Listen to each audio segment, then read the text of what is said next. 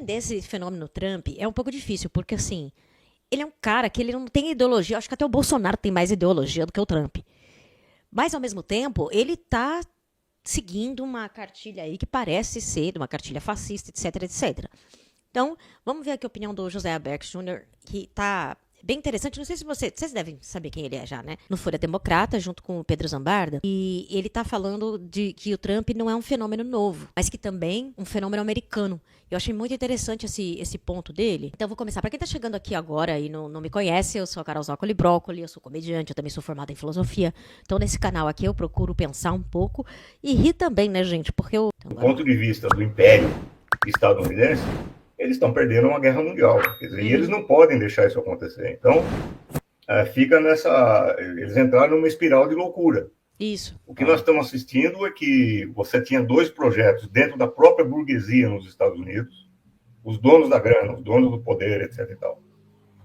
Um era um projeto desenvolvido pelo Partido Democrata, que tentava combater o progresso, a evolução da China, por meio de acordos tradicionais, por meio do atlantismo, acordos com a União Europeia, etc. e tal, procurando envolver mais países no sentido de combater a China com o uso e o poder dessas alianças. Isso é uma perspectiva.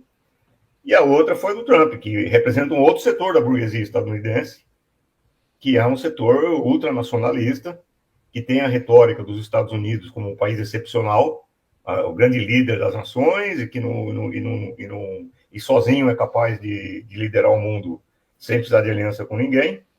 E o Trump representa esse setor. E ele... Mas agora, só uma pausa, mas agora ele está fazendo pressão para os outros países cortarem tratados com a China, né? O bicho agora vai pegar, gente. Que agora o Trump começou a exigir que os países, ou você faz negócio com os Estados Unidos, ou você faz negócio com a China. Tem essa retórica. E aí, Pedro, quero fazer um primeiro alerta aqui, que é o seguinte. Na verdade, o Trump não inventou nada. O Trump não é um fenômeno novo. Eu acho muito complicado chamar o Trump de nazista ou de fascista, porque dá a impressão de que o Trump está adotando uma política que foi nascida e gerada na Europa. Ou o fascismo do Mussolini, ou o nazismo do Hitler. Não. O Trump está sendo totalmente estadunidense. Quer dizer, tudo que ele está fazendo faz parte da história dos Estados Unidos. Racismo faz parte da história dos Estados Unidos. Isolacionismo faz parte da história dos Estados Unidos. Vamos lembrar que os Estados Unidos só entraram na Segunda Guerra Mundial depois do ataque ao Pearl Harbor. Eles acharam que nem tinham que entrar na Segunda Guerra Mundial, que eles queriam ficar sozinhos ali. A crença no destino manifesto de ser a maior entre as nações, isso é totalmente parte dos Estados Unidos. A projeção do poder imperial sobre os países vizinhos. É só rever a doutrina Monroe, de 1823. Quer dizer, o Trump, ele representa esse setor da história dos Estados Unidos que, na verdade, foi momentaneamente derrotado na Guerra Civil, em 1861 a 65, os Estados confederados racistas, que foram derrotados. O Trump representa esses caras, esses setores foram derrotados e que nunca se conformaram com a derrota. Por isso eu digo, aliás, que a guerra civil nos Estados Unidos nunca foi completamente encerrada. Ela nunca terminou, de fato. Ela apresenta momentos de mais intensidade e momentos de menor intensidade. Mas ela nunca foi superada. Tanto é assim que hoje as pessoas têm que entender o que significa isso no dia a dia. Eu acho pavoroso esse número que eu vou falar agora. Mas os cidadãos dos Estados Unidos têm nas suas mãos 320 milhões de armas. É uma arma para cada habitante dos Estados Unidos. E isso não é uma cifra... O problema é que não tá cada um com uma arma, né? Tem uma pessoa que tá com 100 milhões de armas. Esse é o problema. Tem um monte de seita esquisita aí, gente. Tem uma seita aqui que é... Cara, do filho daquele... Teve uma seita que era do Moon. Não sei quem lembra aí nos anos 90, essa seita era maior. Tem o filho desse cara que abriu uma outra seita dele, e a seita dele tem uma fábrica de carabina. Que o Arbex inventou, tirou da cartola. Isso é cifra oficial da NRA, National Rifle Association, que é o principal lobby em defesa da segunda emenda, que garante o porte de armas para indivíduos. 320 milhões de armas na mão dos caras, da população. É uma população armada, é uma população completamente psicótica, um negócio assim. Você deve ter visto o documentário do Michael Moore. Sim. Ele vai fazer uma compra na Walmart e a Walmart te dá de brinde se você fizer uma compra acima de, acho que era de $500, se não me engano. Se você comprasse mais de $500 na Walmart, você ganhava uma pistola de brinde. Sem noção, cara. É o país de loucos, né? E é país de loucos antes do Trump, né? O Trump é só um sintoma. É. Não, o Trump ele é puramente estadunidense. Por isso que eu acho complicado chamar de nazista ou de fascista, porque E da mesma forma que o Bolsonaro é muito brasileiro, tem um lado do Bolsonaro que é muito brasileiro, né? Que é realmente a caricatura de um brasileiro. O Trump também é. É como se fosse assim, caricatura, porque é o exagero do que tem de ruim, né? É o egoísmo extremo, né? O narcisismo extremo, no caso do Trump. No caso do Bolsonaro, o racismo, enfim, canibalismo, maçonaria, né? você chama de nazista, você perde o específico da história dos Estados Unidos, que é isso, que é esse setor da burguesia e que não se conforma com isso. Agora, qual é a contrapartida disso, do ponto de vista dos trabalhadores dos Estados Unidos? Pedro, a situação é trágica. Nós não temos ideia do que significa viver nos Estados Unidos hoje. Sim. Eu vou te dar alguns números, só para quem está ouvindo a gente entender um pouco do que está acontecendo ali. O poder de compra da família média, família do trabalhador dos Estados Unidos, o poder de compra, aquilo que ele pode comprar com o salário dele, está congelado, sabe desde quando? 1978. O poder de compra está congelado. Quando eu digo, gente, que aqui, às vezes eu penso, eu não fiz uma pesquisa tão detalhada para poder falar com certeza, mas me parece que às vezes a situação do trabalhador brasileiro ainda é melhor do que a do americano.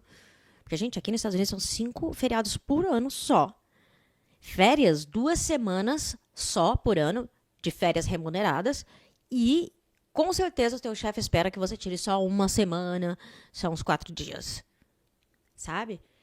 Então eu acho que é bem cruel. Além do que, aqui, o teu plano de saúde, quando você né, trabalha para uma empresa, ela paga o teu plano de saúde. E aqui não tem SUS. Então ficar sem emprego significa você ficar sem plano de saúde também. Então é muita prisão. É muita prisão. 78. Mas de onde você tirou isso daí? Isso daí tem um site, IPA, Instituto de Políticas Econômicas, lá dos Estados Unidos, na sigla em português, na sigla em inglês é EPI, Economic Policy Institute, que funciona mais ou menos como um DIEESE.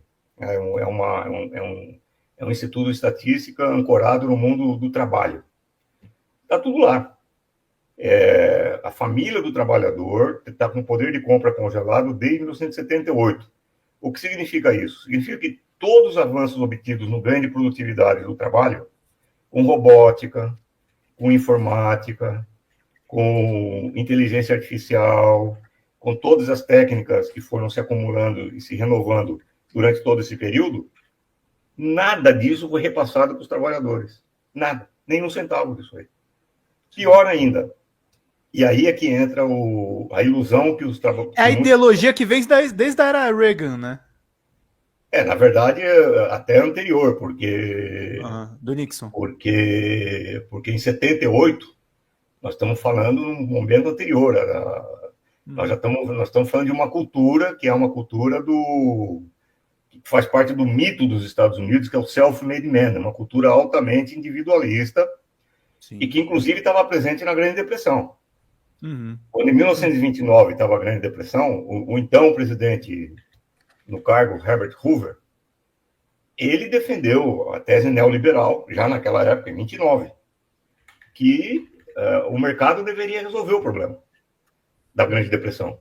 Tem pessoas passando fome, o mercado tem que resolver.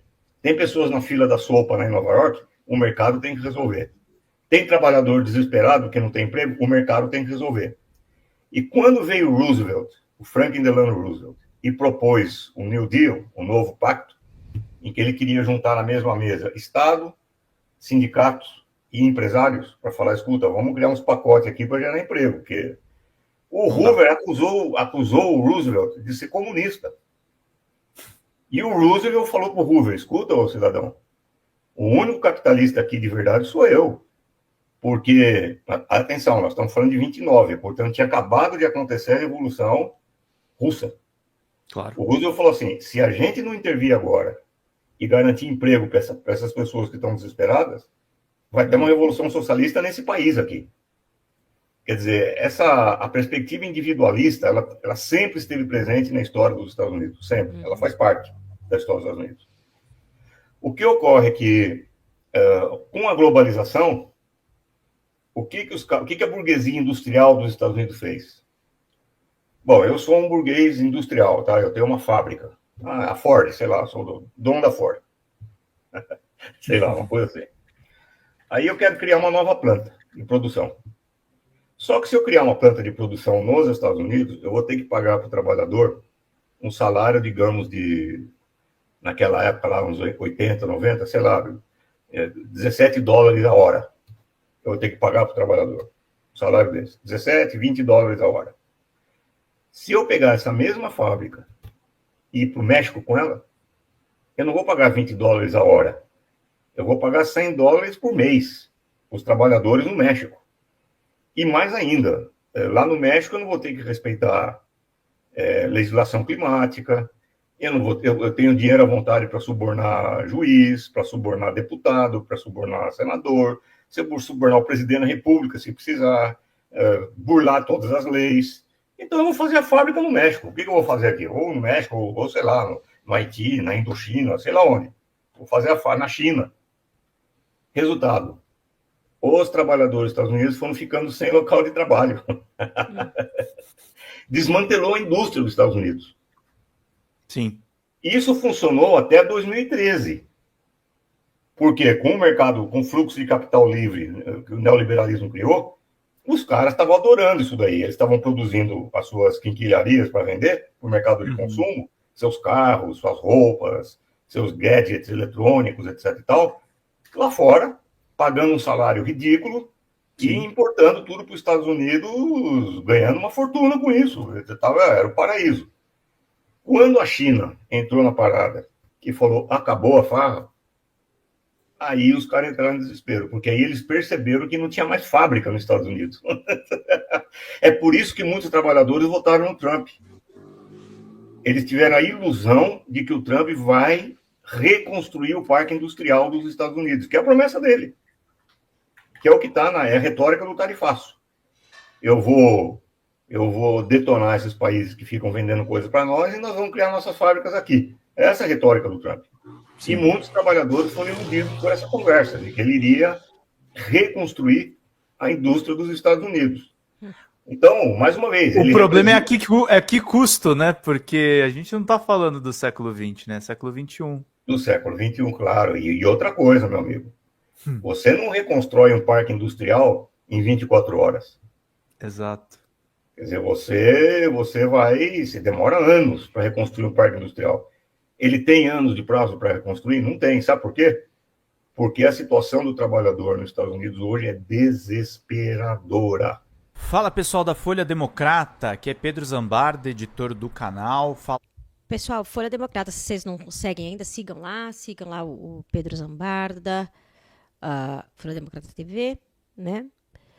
É isso. É exatamente isso que ele está falando, cara. Eu digo, o trabalhador aqui tá levando... Estão levando o couro dele faz tempo já, entendeu? E tá falando vai ter uma revolução comunista aqui nos Estados Unidos e tal. Não sei, talvez na época o FDR, esse presidente, o Franklin Delano Roosevelt, ele foi eleito 3 vezes, que é uma coisa que não pode, né? Que só pode 2 vezes. Ele foi eleito 3 vezes porque o que ele fez? Ele pegou essa época da Grande Depressão. E ele começou a taxar os ricos, os bilionários, os milionários, 90%. 90%. E tudo que se tem nos Estados Unidos hoje social, assim, de seguro social, seguridade social, veio dele que implantou, acho que quase tudo. A maioria das coisas, pelo menos. E ele ganhou 3 vezes a eleição, né?